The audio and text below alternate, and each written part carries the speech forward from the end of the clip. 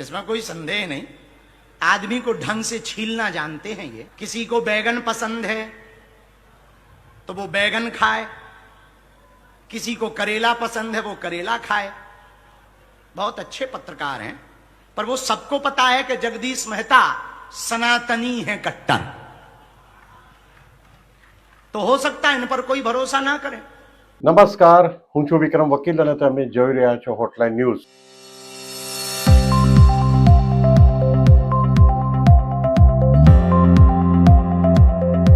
આજે આપણી સાથે જોડાયા છે જાણીતા પત્રકાર અને વિશ્લેષક જગદીશભાઈ મહેતા। થોડું ફોર્મેટમાં મેં ચેન્જ કરીને પહેલું નામ જગદીશભાઈનું કેમ બોલ્યો એનું કારણ એ છે કે આ જે સમગ્ર ચર્ચા છે એમાં જગદીશભાઈ પોતે પણ એક કેરેક્ટર તરીકે છે। એટલે કે જે રાજકોટમાં હમણાં બાબા બાગેશ્વર પધાર્યા અને ત્યાર પછી કેટલાક ઈર્ષાળુઓએ અને કેટલાક પ્રસિદ્ધિના ભૂખ્યાઓએ એમનો વિરોધ કર્યો।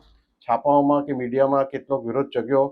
જગદીશ મહેતાએ ખૂબ સરસ અગાઉ પણ આપણી સાથે એક જે વિડીયોમાં જોડાયા હતા એમણે એનું વિશ્લેષણ કર્યું હતું અને ખૂબ તટસ્થતાપૂર્વક એમણે સનાતની તરીકે અને સનાતન ધર્મ માટે બાબા બાગેશ્વર કેટલા જરૂરી છે આપણા દેશમાં એ વિશે વાતો કરી હતી। અને એમણે કહ્યું હતું કે ભાઈ જેને એમનામાં માનવું હોય, શ્રદ્ધા હોય એ માને, ન માનવું હોય ન માને, દરેકની પોતપોતાની સ્વતંત્રતા છે એ માટે। જગદીશભાઈ આ કાર્યક્રમોમાં પણ હાજરી આપી હતી અને જગદીશભાઈનું નામ પણ બાબા બાગેશ્વરે સ્ટેજ પરથી 2-3 વાર બોલ્યા હતા। જગદીશભાઈ એમની સાથે અંગત ચર્ચા પણ કરી છે, એટલે આજે આપણને ડાયરેક્ટ એક જગદીશભાઈ પાસેથી જાણવા મળશે કે એમનો અનુભવ કેવો રહ્યો આખા કાર્યક્રમ દરમિયાન અને બાબા બાગેશ્વરને જ્યારે રૂબરૂ મળ્યા ત્યારે એમના વિશે એમના મનમાં કેવા વિચારો પ્રગટ્યા। જગદીશભાઈ, આપનું સ્વાગત છે હોટલાઇન ન્યૂઝમાં। જી નમસ્કાર। જગદીશભાઈ, તમારો અનુભવ કેવો રહ્યો બાબા બાગેશ્વરના કાર્યક્રમમાં અને વિરોધીઓએ જે અટકચાળા કર્યા કેટલાકે અને કેટલાકે મીડિયામાં એમના વિશે અણસાતું લખ્યું એ માટે તમારું શું કહેવું છે? રાજકોટમાં બાબા બાગેશ્વરનો વિરોધ પરસોત્તમભાઈ પીપળિયા અને જાથા નામની સંસ્થાના ચેરમેન જયંતભાઈ પંડ્યા ઇત્યાદિઓએ કર્યો। પણ વિક્રમ સર, લોકતંત્ર છે, દરેકને અધિકાર છે પોતાનો મત વ્યક્ત કરવાનો। એટલે ન કેવળ મેં પરંતુ સમૂચા રાજકોટ કે સૌરાષ્ટ્ર કે બાબાના જેટલા પણ લોકો ત્યાં કથા સાંભળવા આવ્યા હતા તે કોઈએ ન જયંત પંડ્યા પ્રત્યે ન પરસોત્તમભાઈ પીપળિયા પ્રત્યે કોઈ રાગ દ્વેષ રાખ્યો નહીં। ઈ એની રીતે ન માને તો ગોળ્યા, ઠીક છે, ન માને તો ન માને। કારણ કે આ દુનિયામાં દરેક લોકોને દરેક માનતા હોય એવું જરૂરી નથી, દરેકનો પોતાનો એક મત છે। હવે તેમ છતાં વિરોધ થયો, બંનેએ પ્રચંડ વિરોધ કર્યો। પરસોત્તમભાઈ પીપળિયા જે કાયદે આઝમ એટલે કે કાયદાના નિષ્ણાંત પણ કહેવાય છે અને છે, જયંતભાઈ પંડ્યા તો એની સંસ્થા જે છે જાથા જન વિજ્ઞાન નામની, એનાથી તો તેઓ શ્રી ત્યાં વિખ્યાત છે જ। અનેક જગ્યાએ એને આવે જ્યાં પણ આવા ધંગ ધતુરા ચાલતા હોય ને હકીકતે ગરીબ અથવા તો જરૂરિયાતમંદ કે નિર્બળ કે બિલકુલ હતાશ થયેલા લોકોને જે છેતરતા હોય ત્યાં દરોડા પાડ્યા। અને આપની જાણ કરતા સર, જ્યારે જયંતભાઈ પંડ્યાએ આવા દરોડા પાડ્યા, અહીંના તમામ પ્રિન્ટ મીડિયા અને ટેલિમીડિયાએ એને ભરપૂર પ્રશંસા કરી અને એની અહેવાલો પણ પ્રગટ કર્યા। એનું ગુજરાતી એ છે કે જે લોકો શ્રદ્ધાળુ છે એ લોકો પણ અંધશ્રદ્ધાળુ નથી। અંધશ્રદ્ધા થતી હોય એની વિરુદ્ધની વાત હોય તો બિલકુલ છાપી છે। હવે વાત આવે છે બાબા બાગેશ્વરની કે ભાઈ ધીરેન્દ્ર શાસ્ત્રીજી મધ્યપ્રદેશમાં એનો આશ્રમ છે અને એ હનુમાનજીના ભક્ત છે। એ જાહેરમાં કે છે કે હું જે કાંઈ કરું છું એ મને હનુમાનજીની કૃપા છે, હું કશું નથી, હું એક માધ્યમ છું। પણ કરે છે શું? એ આખી જે જનસભા બેઠી હોય હજારો લાખોની, જે દિવસે અહીંયા રાજકોટમાં 3જા દિવસની એનો દિવ્ય દરબાર તો નહીં તો પણ 70-75 હજાર લોકો બેઠા હતા। અને વિક્રમ સર, આમાંના કોઈ અભણ નથી બેઠા હતા, એમાંના મોટા ભાગના યા તો અપર મિડલ ક્લાસ યા મિડલ ક્લાસ, હાવ જેને ખાવા ધાન ન હોય એવાય નહીં, સાવ ગરીબ હોય એવાય નહીં, બધા જ મારી તમારી જેવા ટૂંકમાં કમસે કમ મિડલ ક્લાસના ભણેલા ગણેલા અથવા તો બિલકુલ જાણકાર હોય એ ટાઈપના, હાવ અંધશ્રદ્ધાળુ કે એવા નહીં.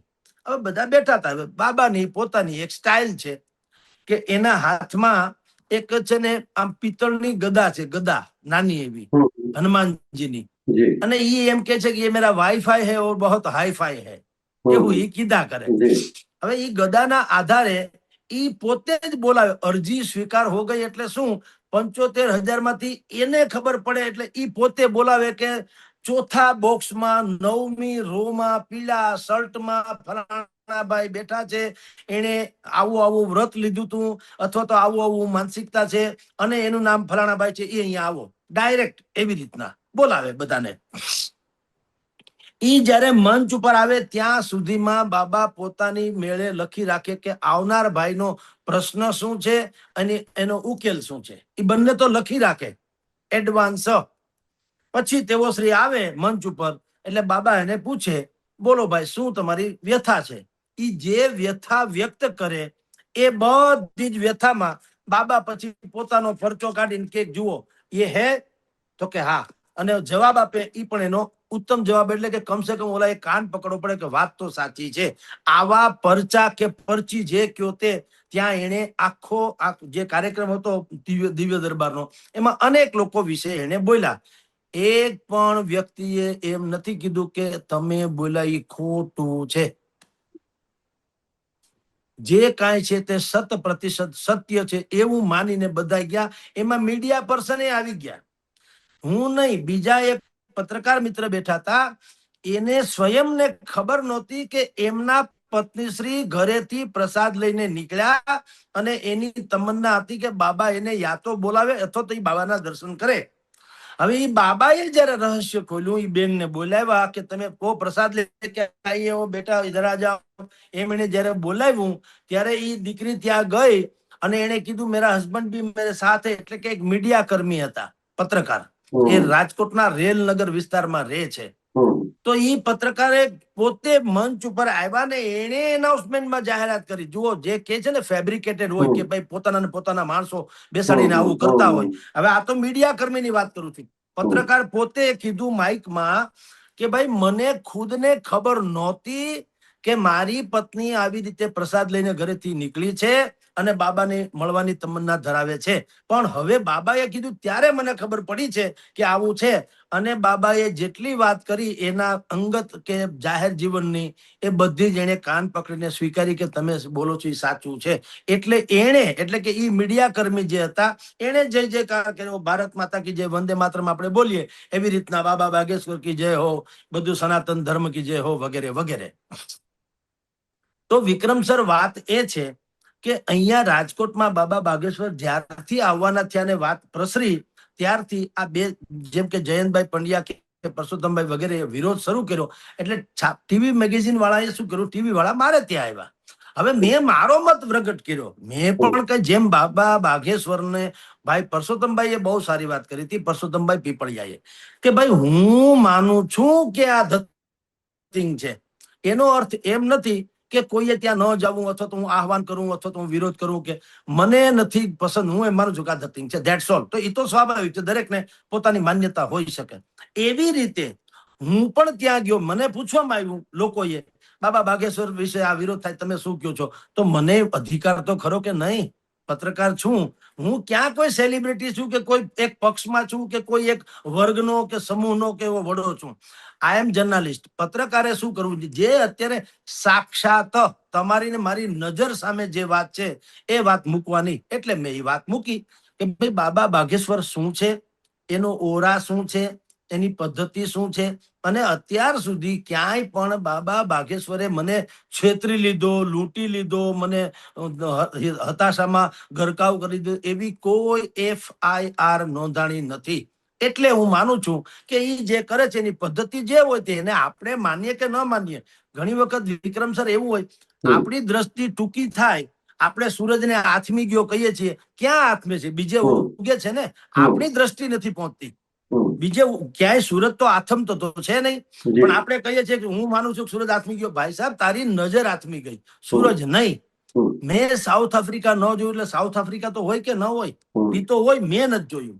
તો આ જે લોકોએ વિરોધ કર્યો એ વિરોધમાં પરસોત્તમભાઈએ તો પોતાનો પક્ષ સ્પષ્ટ કર્યો કે ભાઈ હું નથી માનતો, પણ જેને માનવું હોય ને જેને જાવું એ ભલે જાય, મને કઈ વાંધો નથી. જયંતભાઈએ કીધું કે આ ચલાવી ન લેવાય. એને તો અત્યારે પણ અરજી કરી છે પોલીસમાં કે આની સામે અંધશ્રદ્ધા નિવારણ વિરુદ્ધનો જે કાયદો છે એના ઉપર એક્શન લે, ભલે લે પાછું.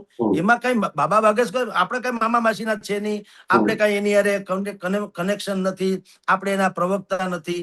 હું તો રાજકોટમાં એક પત્રકાર તરીકે રહું છું અને મને જે સબ્જેક્ટ આવે એ સબ્જેક્ટ નું બિલકુલ ગ્રાઉન્ડ રિયલ સર્ચ કર્યા પછી એનો જવાબ આપું છું, મારી મનગઢત નહીં. તો મને એને પછી આ 2-3 દિવસ બહુ બધું થયું, અનેક ટીવી ડિબેટ મારે એના વિશે કરવાની થઈ.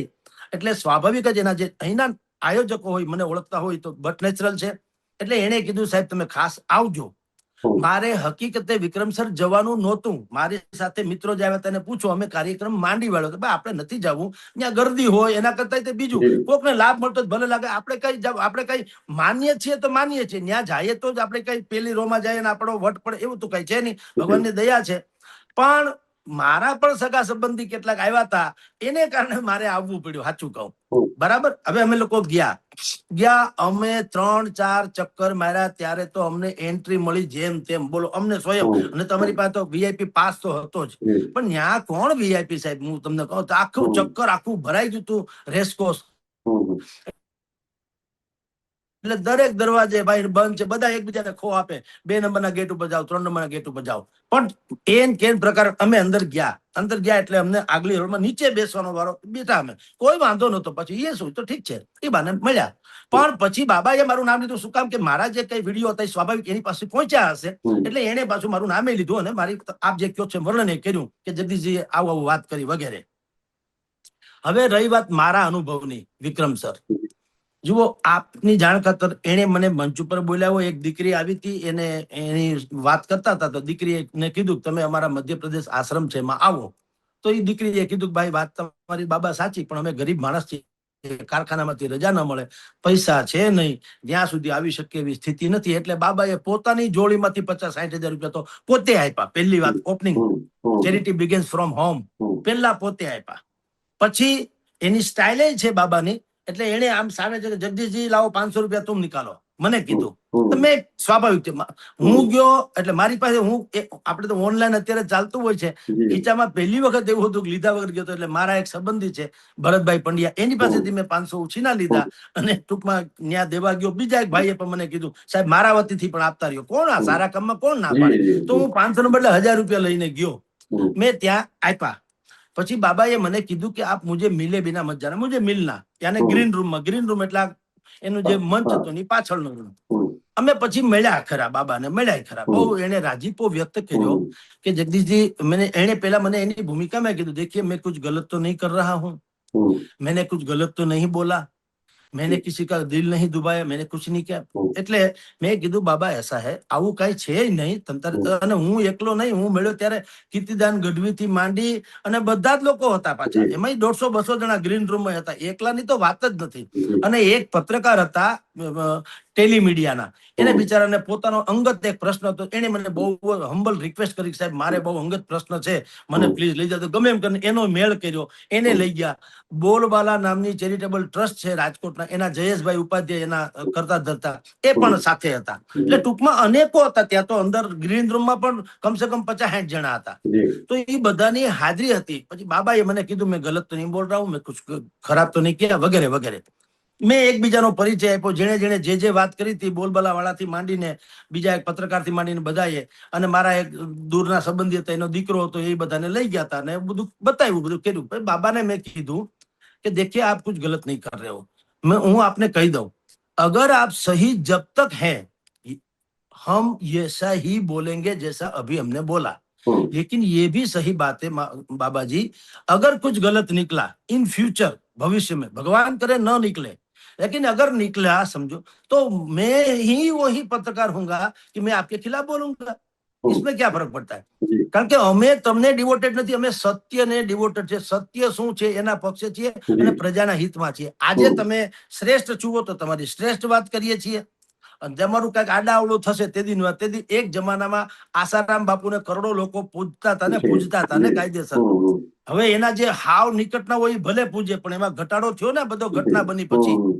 રામ રહીમ પંજાબના છે, એક જમાનામાં ટોળા બંધ લોકો ત્યાં જતા હતા ને બધા હાથ લાતા. હવે પછી જે કઈ નીકળ્યું કમઠાણ સાચું ખોટું રામ જાણે, પણ નીકળ્યું ખરું. હવે ઘટી ગયું કે નહીં એમ મેં કીધું ભગવાન કરે કઈ ન થાય, પણ થશે તો અમે તે દિવસે ઈ બોલશું. હવે જો આપણે બાબા બાગેશ્વરના અંધ ભક્ત જે આપણી ઉપર બધા ટીકા કરે છે ને, તમે એના અંધ ભક્ત છો, મનુવાદી છો, ભલાણ, ભગવાન એને સુખી રાખે. પણ જો એવું હોય તો આપણે બાબાની યારે ફોટા પડવીને કઈ ખેલ ન પડીએ બહુ સારો કુછ નહીં. મેં તો કીધું તમે જો ખરાબ કરશો તો ખરાબ બોલશું, સારું છે તો સારું બોલશું, ધેટ્સ ઓલ. એટલે આમ તમે જુઓ તો સનાતન ધર્મની દ્રષ્ટિએ મેં બાબાની ફેવર કરી છે કે ભલા માણા तुम आपस में लड़ पड़े तो देश को कौन संभालेगा, कोई बाहर वाला आकर घर से हमें निकालेगा. दीवानो होश धरो मेरे देशवासियों, आपस में प्रेम કરો. આપણી તમન્ના એવી હતી સાહેબ, અંદરો અંદર તમે ભાંગી તૂટી જાઓ કારણ વગર. જેમ કે આ લોકોએ કીધું આ ધંગ ધતી, તમારી પાસે કોઈ સાયન્ટિફિક પુરાવા ખરા? શેના ધંગ ધતી મને કયો? તમને ન સમજાય એટલે ઈ ધંગ ધતી કઈ રીતે બને? તો જાદુગરની કળા આપણને સમજાતી તો નથી. ટોપીમાંથી પૈસા કાઢ્યા જ કરે છે. તો એ ધંગ ધતી એક સ્ટાઇલ છે, એ એની પદ્ધતિ છે, એની આવડત છે. તેંડુલકર જ રમી શકે છે ને અત્યારે ઓલો ભાઈ વૈભવ સૂર્યવંશી છક્કા મારે છે, બીજા કાન જ મારી એક સ્ટાઇલ છે ભાઈ. હવે તમે એને એમ ન કહી શકો કે આ ધંગ ધતી છે, કે આ કોઈ ચતુરાઈ કરે છે, કે આ કોઈ, હવે દેવી શક્તિ નહીં, એની પાસે ટેકનિક છે. બીજા ખેલાડી તો છે ને બધા, પણ કા ઓલો વૈભવ હજી છોકરો કાલ હવારનો આવ્યો, હાહાકાર મચાવે છે કે નહીં?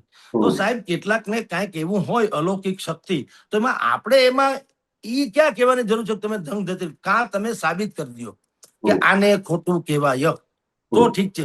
એક કોઈ પાસેથી રાતી પાઈ લીધી નથી, જાહેરમાં કાર્યક્રમ કરે છે, એમને અનનોન પર્સન ને એની અંગત બધી વાત જાહેર કરે છે. એટલે કે જ્યાં સુધી એને એમ કે તમારી મર્યાદા ન લોપાય એવી જાહેરમાં કે, બાકી એને ખાનગીમાં કે, પણ કે એમાં એને કાન પકડવા પડે. તો એક કાંઈક તો છે ને, આપણે કાંઈ નથી કહી શકતા. ચાલો, તો મેં એટલા માટે કીધું કે અત્યારે સારું કામ કરી રહ્યા છે ને, કમસે કમ હિન્દુ રાષ્ટ્ર એ બધું જવા દો, સનાતન ધર્મની એક તો બરાબર ને. અને હિન્દુ રાષ્ટ્ર એટલે હમણાં જેનું નિવેદન હતું, હિન્દુસ્તાનમાં જન્મ એ હિન્દુ. હવે એમાં ક્યાં હિન્દુ મુસ્લિમ આવી ગયું? અને કેટલાય મુસ્લિમ સમાજના લોકો બિલકુલ આદરપૂર્વક ભારત માતાને નથી માનતા, એવું છે, માને જ છે ને લોકો. અબ્દુલ કલામ શું છે? આપણે ભગવાનની જેમ નથી પૂછતા અબ્દુલ કલામ ને, નથી તો મુસલમાન છે, તો કોઈ એને મુસલમાન માને છે ખરા? એટલે સાહેબ આને જરાક બ્રોડ માઇન્ડ થી જોવાની જરૂર છે. અને મારો અનુભવ એવો રહ્યો છે અહીં આજ સુધીનો, ગઈકાલ સુધીનો, કે પ્રમાણમાં એ જે કામ કરે છે એમાં આ એની સ્ટાઇલ છે એમ માનવાની. આ બધા જે પરચા કાઢે કે વગેરે વગેરે, એની પોતાની કંઈક અલૌકિક શક્તિ છે એમ માનીને. કારણ કે અચ્છા સંતો મહંતો એ કીધું, આપણી શું ઓકાત કે હેસિયત ભલા માણસ. ઈ કેડરના લોકો, હું હંમેશા કહું છું, મોરારી બાપુ કે રમેશ ઓઝા એકબીજા કરે એને શાસ્ત્રાર્થ કહેવાય. હું ને મોરારી બાપુ કરી, મારે મોરારી બાપુ આપણે કરે નહીં, પણ મારે એને કરી શાસ્ત્રાર્થ ન કહેવાય. એ તો કાયદેસરનો સંઘર્ષ કહેવાય. કારણ કે ક્યાં હું, ક્યાં પૂજ્ય બાપુ. એટલે સવાલ એ છે, એના લેવલના લોકો કોઈ વાત કરે તો હજી સમજી શકાય. શંકરાચાર્યજી એમ કે ભાઈ બાબા બાગેશ્વર કઈ કરે છે એ ઉત્તમ નથી અથવા તો ઉત્તમ છે, તો બેમાંથી હજી માની શકાય. હું ને તમે શું કહ્યું, હું તેંડુલકરને મહાન ક્રિકેટર ન માનું એટલે મારું શું આવે? મને કયો જી. હું લતા મંગેશકરને મહાન પાર્શ્વ ગાયિકા નથી માનતો, હું અમિતાભ બચ્ચનને હું તો અભિનેતા નથી માનતો, તો મારું શું આવે? ન માનતો ગોળ્યો, ઓલા તો છે, એ તો છે ને, એમાં તો કઈ ખામી નથી. એટલે આપણી નજર સીમિત છે, એટલે એમ માનીને તમે જો સામેવાળાને તમારે માપવા બેસો તો એ સારું નહીં. આપણી બે નજર છે, બે આંખથી આપણે આખું બ્રહ્માંડ જોઈ શકીએ છીએ, જ્યાં પણ નજર પડે ત્યાં. પણ એક આંખને કયો આ આંખને જોઈ દે, જમણી આંખ ડાબી આંખને જોઈ નથી શકતી, ડાબી આંખ જમણી આંખને જોઈ નથી શકતી, તો એ પણ મર્યાદા છે કે નહીં? તો ભલામણા કેટલીક મર્યાદાઓ પણ પાળો અને કેટલીક અલૌકિક શક્તિ છે એને પણ માનો. જી જગદીશભાઈ, તમે જે અલૌકિક શક્તિની વાત કરી, હવે હું હમણાં એ જ વિચારતો હતો કે આ વિશ્વમાં કેટલી બધી એવી ગૂઢ વિદ્યાઓ છે જે બધાને નહીં ખબર હોય, કે બધા એને પહોંચી પણ નહીં શકે ત્યાં સુધી, કે એમને માટે ભેદભરમ જ રહેવાના છે. એટલે ત્યારે પછી એ લોકો સાયન્ટિફિકલી એને પ્રૂવ કરવાની વાત કરે છે, જે ઘણી વિદ્યાઓ એવી છે કે જે સાયન્ટિફિકલી પ્રૂવ નથી થતી. મારો અંગત અનુભવ પણ જગદીશભાઈ 2 મિનિટ કહું કે એક ખૂબ જ જાણીતા ગુજરાતના પત્રકાર છે અમદાવાદ, અમારા અંગત મિત્ર છે. અમે આજથી 20-22 વર્ષ પહેલા અમદાવાદમાં એક એવી વ્યક્તિને મળ્યા હતા. મને પણ એસ્ટ્રોલોજીનો શોખ છે અને હું પોતે પણ ઘણો અભ્યાસ કર્યો છે એનો. તો અમને એ સારા એસ્ટ્રોલોજર હતા એવું કહ્યું એટલે અમને મળવા ગયા અમદાવાદના મને લાગે મણિનગર વિસ્તારમાં. તો એમની પાસે કોઈક એવી ગૂઢ વિદ્યા હતી. એમણે મારા મિત્રને કહ્યું કે તમારે કોઈ સમસ્યા હોય તમે કાગળમાં લખો અને કાગળ તમારા ગજવમાં મૂકો, મને આપવાની જરૂર નથી. મને પણ એ રીતે એમણે કહ્યું. તો એમણે હું ખાલી એને જવાબ આપી છું અમારા બંનેના પ્રશ્ન. તો અમારા બંને પ્રશ્ન એને વાંચી શકે એવી પરિસ્થિતિમાં નહોતા. નથી કોઈ સીસીટીવી કેમેરા એ જમાનામાં, આજે પણ નહીં હોય એ રીતના. એમણે ફટાફટ અમને પ્રશ્ન પણ કહી દીધા અને જવાબ પણ કહી દીધા. હવે આ અમુક આવી ગૂઢ વિદ્યાને કેટલાક કર્ણ પિશાચીની વિદ્યા કહે છે. એક મોટી વિદ્યા છે અને ઘણા બધા આના અભ્યાસુ જાણે પણ છે. જે આ જે ગૂઢ વિદ્યાના જાણકારો છે એમને ખબર છે આ વિદ્યા કેવી રીતના પ્રાપ્ત થાય છે. અને સાચી વાત એ જ રીતે દક્ષિણ ભારતમાં તામિલનાડુમાં એક પટ્ટી નાડી જ્યોતિષી છે. એના વર્ષો પહેલા તમિલ ભાષામાં એ કવિતાની ભાષામાં લખેલી પટ્ટીઓ હોય છે. એ પટ્ટીમાં તમારે અંગૂઠાનું એ લોકો નિશાન લે તમારું પેલા લેટર પેડ પર, અને પછી એમાંથી તમારી પટ્ટીઓ શોધે. 2-3 દિવસે જયારે ફરીથી તમે જાઓ ત્યારે તમારી પટ્ટીઓ મળી હોય તો તમારું ભૂતકાળમાં નામ સહિત તમારા મા બાપના નામ, તમારા દીકરા દીકરીના નામ, તમે ધારો કે 3જા ધોરણમાં રિપીટ થયા હોય તો એ પણ કે તમને ટાઇફોઇડ થયો હોય 5 વર્ષના હતા તો એ પણ એમાં આવે. આ બધું કેવી રીતના આવે જે આપણે પણ ભૂલી ગયા કે આપણા મા બાપ છે કોઈને ખબર ન હોય.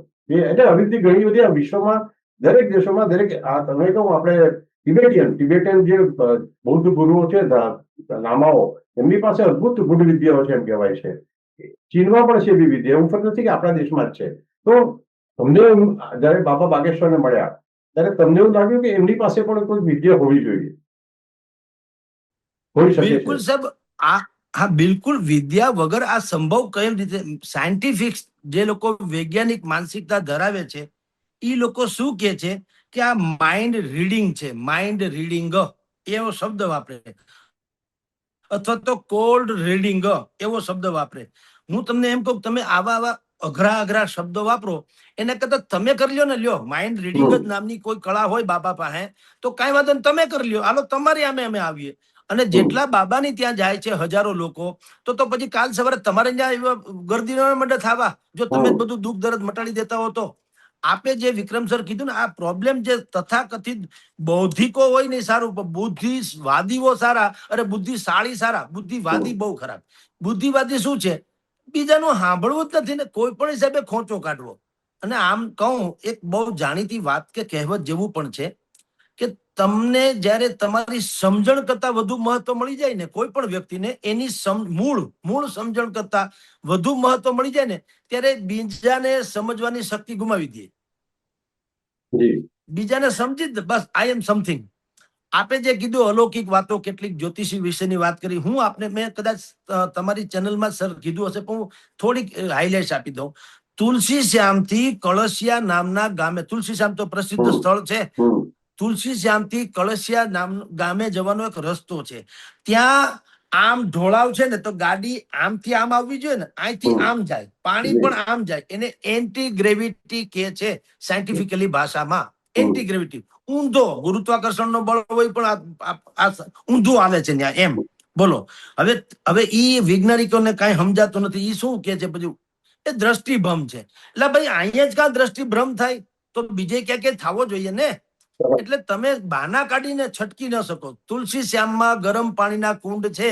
અને બદ્રીનાથમાં પછી, બદ્રીનાથમાં અમે ગયા હતા, કેદારનાથ બદ્રીનાથની વાત કરું છું, 0 ટેમ્પરેચર, 0 માઇનસ કે ને એવો 0 ટેમ્પરેચરમાં પણ જ્યાં બદ્રીનાથજીનું મંદિર છે ત્યાં પગથિયાની નીચે ગરમ કુંડનો ઓલો છે, કુંડ છે ગરમ પાણીનો. બોલો બધા ત્યાં કોણ ગરમ કરવા જતું હશે? તો અચ્છા, હવે એને સાયન્ટિફિકલી કાંઈ પણ રીઝન હશે, હું એમ નથી કહેતો કે નથી, પણ કમસે કમ જ્યાં સુધી નથી ત્યાં સુધી મારે આશ્ચર્ય તો પામવું કે ન પામવું. કોડીનાર ગામ છે, કોડીનાર પાસે એક જમદગ્નિનો આશ્રમ છે અને ત્યાં એવા ચૂલા છે. આમ તો જમીનમાં ખાડા છે, એ ખાડામાં સાહેબ તમે આમ કરીને દીવાસળી નાખો એટલે ગેસની જેમ ખાડો પ્રગટે, ગેસની જેમ. પેલા એક જમાનામાં કઈક વધારે હતા, હવે 2, 3, 4 માંડ રહ્યા છે. હવે ત્યાં મંદિરે બની ગયું, મેં સાંભળ્યું છે, અમારા ગામથી નજીક છે. એની પાછી બીજી મજા કહું, તમે ઈ સળગતા ચૂલાની અંદર રૂપિયાની નોટ નાખો તો ઈ ન સળગે, બાકસની સળી નાખો તો ઈ ન સળગે.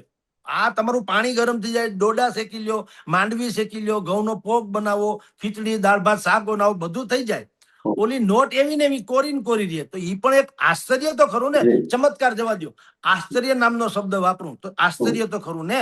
આપણું દિમાગ તો કામ નથી કરતું કે આપણે ચૂલામાં તમે હાથ નાખો તો હાથ દાજી જાય, લાકડું નાખો તો લાકડું દાજી જાય. આ રૂપિયાની નોટ એમને પાછી આવે તો આશ્ચર્ય નહીં.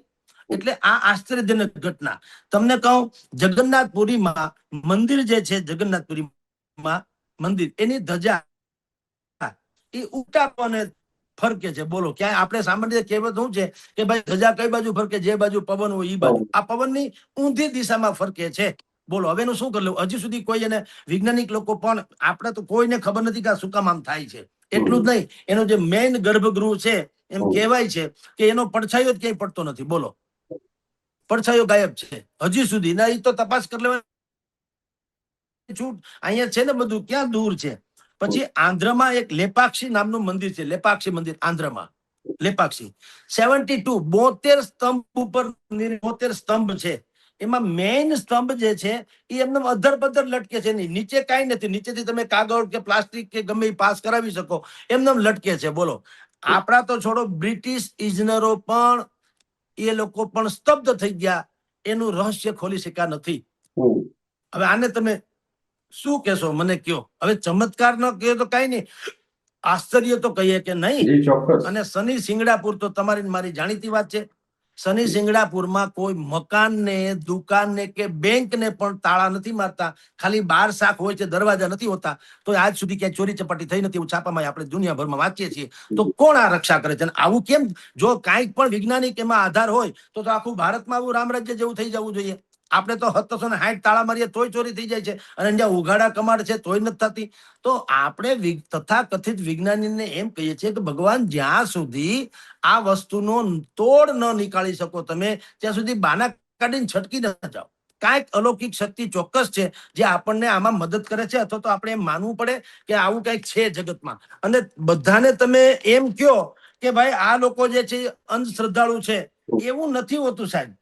આ છે ને તમારી ને મારી તથાકથિત જ્ઞાનની સીમા પૂરી થાય ને પછી અંધશ્રદ્ધા, જેને અત્યારે આપણે અંધશ્રદ્ધા કહીએ, પછી તમારી શ્રદ્ધાની શરૂઆત થાય છે. હું આપને કહું સર, આદિ શંકરાચાર્યજી છે, એની પાસે પરકાયા પ્રવેશની વિદ્યા હતી. એવું ગૂગલમાં સર્ચ કરવાની છૂટ છે ને શાસ્ત્રમાં લખેલું છે કે પરકાયા પ્રવાસ, પોતાનો આત્મા બીજામાં નાખી દેવાની. આદિ શંકરાચાર્યની વાત કરું છું, કોઈ પણ બાબા એની વાત નથી કરતો. બરાબર? મહર્ષિ પતંજલિ, જેને યોગ સૂત્ર નામનું ગ્રંથ લખ્યો છે, અને આપણે બધા જાણીએ છીએ 21મી જૂને અત્યારે યોગ દિન તરીકે આખા ભારતમાં ઉજવાય છે. એના પ્રણેતા એમ બાબા રામદેવ નહીં, આ મહર્ષિ પતંજલિ. હવે મહર્ષિ પતંજલિ, એની પાસે એ ટેલિપથી, જે આજે આપણે વાત કરીએ, શબ્દ વાપરીએ છીએ, એ જમાનામાં એની પાસે ટેલિપથીની અને ભવિષ્ય દર્શન બેયની જે તે સમયે વિદ્યા હતી. લોકો ચકાચોંધ થઈ જતા. હવે હું એનાથી પણ આગળ કહું, જે લોકો હજી વિજ્ઞાનની વાત કરે છે, અહીંયા પરસોત્તમભાઈ કે જયંતભાઈ જવા દો, નીમ કરોલી બાબા, નીમ કરોલી બાબા, ઉત્તરાખંડ વાળા, બહુ જ પ્રચલિત. હા, નીમ કરોલી બાબા, આ 20મી સદીના સૌથી પ્રભાવી સંતોમાં એનું નામ છે, નીમ કરોલી બાબા. હવે હું તમને કહું, એમ કહેવાય છે કે એને પાણીમાંથી ઘી બનાવવાની શક્તિ હતી. પાણીમાંથી ઘી અને ભક્તોના મનની વાત એ જાણી જતા હતા. બરાબર છે?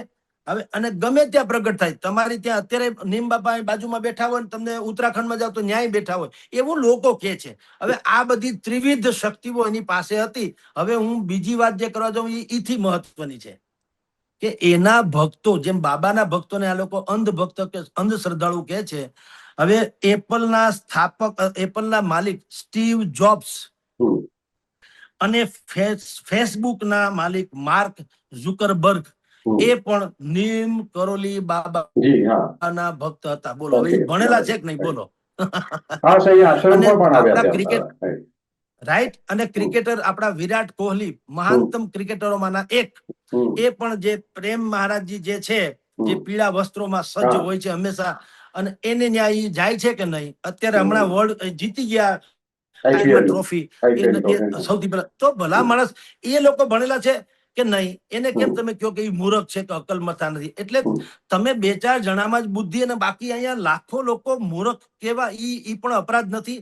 આ જે લોકો શ્રદ્ધાપૂર્વક ત્યાં જાય છે એ બધા અવડા મોટા સમૂહને તમારે બુદ્ધિહીન ગણવા, તમારી જાતને તમારે બુદ્ધિશાળી ગણવા, એ પણ અપરાધ નથી? કોણ બુદ્ધિ?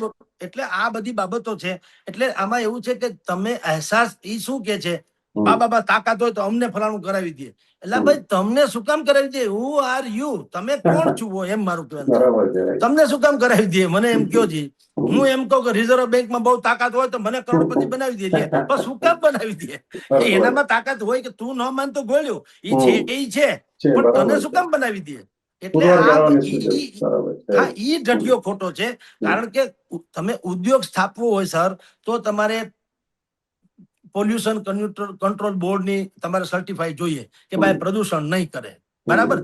ઈ ઓથેન્ટિક છે, બાબા સાહેબ આંબેડકરના બંધારણને અનુરૂપ છે કે તમે ઉદ્યોગ સ્થાપો, પ્રદૂષણ નહીં કરો, એનું તમારે એનઓસી મેળવવું પડે. પણ બાબા બાગેશ્વર હારા છે કે ખરાબ છે, સાચા છે કે ખોટા, જેનું પરસોત્તમભાઈ પીપળિયા કે જયંતભાઈ એનું સર્ટી લેવું એવું તો કઈ છે નહીં. એવો બંધારણીય કોઈ વાત તો છે નહીં. તો એવું કેમ કોઈ માણસ કહી શકે? એટલે આવા જે ઢઢિયો છે એટલું જ ખોટું. બાકી એને અધિકાર ચોક્કસ છે વિરોધ કરવાનો. વિરોધ કરવાની એક મર્યાદા હોય. ઈ સિવાય બાકી જે કરે છે એ વધારે પડતું છે. એમાં એની જ આમ દુર્ગતિ થઈ. અહીંયા તો શાનો શોકત થી અફલાતૂન કાર્યક્રમ ગયો, લાખો લોકોએ એનો ભાગ લીધો 3 દિવસ દરમિયાન, અને આરામથી બાબા ગયા. હવે કેસ કબાડાની વાત તો હાયલા કરી તો ઠીક છે, ટેકનિકાલિટી છે, પણ બાકીના પરિસ્થિતિમાં કાંઈ થઈ શકે એમ નથી. જી જગદીશભાઈ, તમે જે કહ્યું એમ કે આ જે બધા તીન પાર્ટીયા લોકોને હું કહું છું કે ભાઈ એમને કારણે આ ટૂંકી વધારે પ્રસિદ્ધિ મળી બાબાને, તો હું એમ માનું છું. અને તમે જે અનુભવ જાતનો અનુભવ વર્ણન કર્યું એનાથી મોટો કોઈ પુરાવો હોઈ નહીં શકે. થેન્ક યુ વેરી મચ જગદીશભાઈ, તમે હોટલાઇન ન્યૂઝ સાથે જોડાયા. જી નમસ્કાર. નમસ્કાર. આવા પ્રકારના વિડીયો તમને જોવા ગમતા હોય તો હોટલાઇન ન્યૂઝ ચેનલને લાઇક, શેર અને સબસ્ક્રાઇબ કરો.